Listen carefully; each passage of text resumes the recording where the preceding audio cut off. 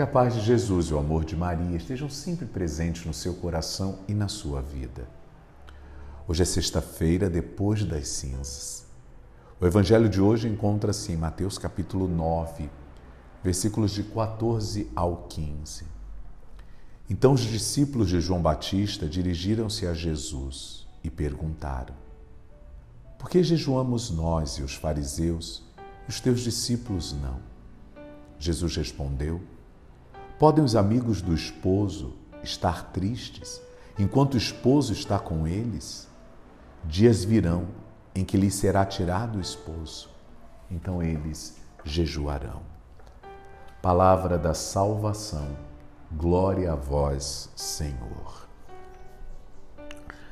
Vamos procurar entender que no tempo de Jesus existiam regras bem definidas em relação ao tipo de alimento que podia ser comido.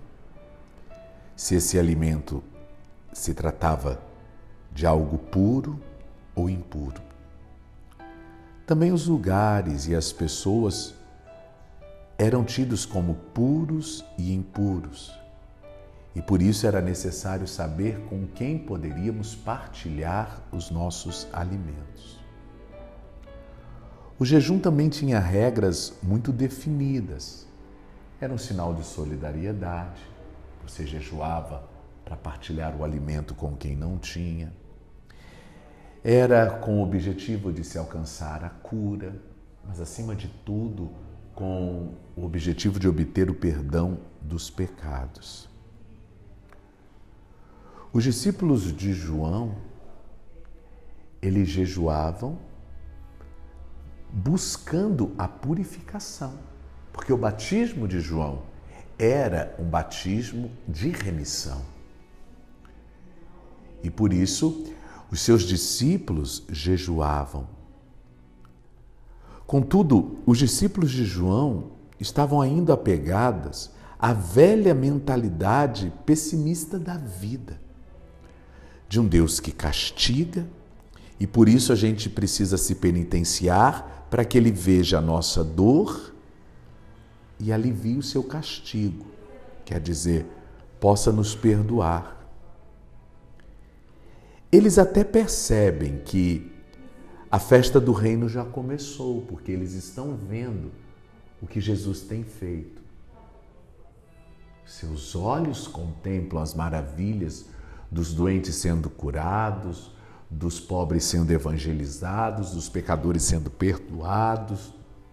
Eles percebem tudo isso.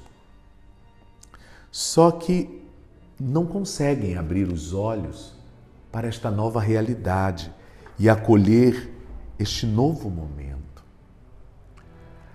A justificativa de Jesus remete ao texto de Oséias, capítulo 2, versículos de 16 ao 22, que fala da promessa de Deus de desposar o seu povo.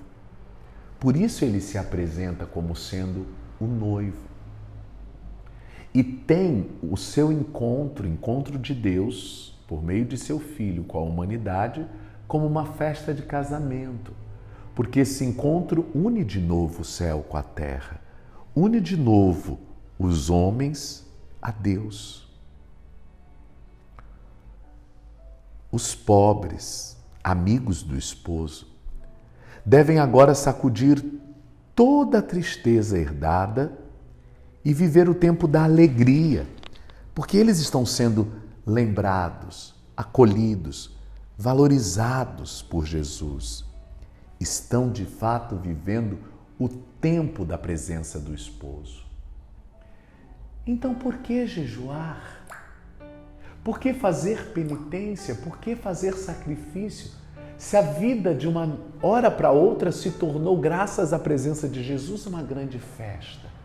Os pobres, os oprimidos, os excluídos estão saindo da margem e sendo trazidos por Jesus para o centro. É por isso que Jesus e os seus discípulos transgridem as rígidas normas estabelecidas, justamente por quererem ter um comportamento mais aberto, a vivência de uma fé mais simples. A fé não pode nunca ser um peso na vida das pessoas. A lei estabelecida excluía tantas pessoas. Jesus inclui. Por isso ele se senta na mesa dos cobradores de impostos, ele entra na casa dos pecadores. Para os costumes da época, isso era uma grande transgressão. Jesus estava descumprindo com a lei. Porque aqueles que são tidos puros não podem ter contato com os impuros. Sentar à mesa dos pecadores, isso não é permitido. Mas para Jesus tudo isso expressa a misericórdia, que é amor que acolhe e purifica. Para Jesus, os seus gestos de acolher a todos sem medo aproxima as pessoas e principalmente os excluídos da sociedade de Deus. Deus também é para os pobres. Para nós hoje, o jejum é uma forma de controle do nosso corpo pelo nosso espírito. É a elevação do espírito, é a elevação do coração. Nós queremos, por meio do jejum, que todo o nosso corpo, que todos os nossos desejos pertençam a Deus. Mas nós não podemos nos esquecer jamais que o jejum que mais agrada a Deus é o jejum do coração. É lutar contra o ódio, contra as mágoas, contra a ganância, contra a cobiça, contra a indiferença, contra os preconceitos. Quer dizer, arrancar do coração essas práticas que o deformam. Este é o jejum que mais agrada a Deus.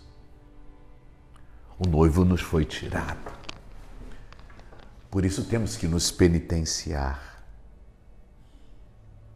Mas é bonito ver o profeta Joel dizendo que não é para rasgar as vestes, mas o coração.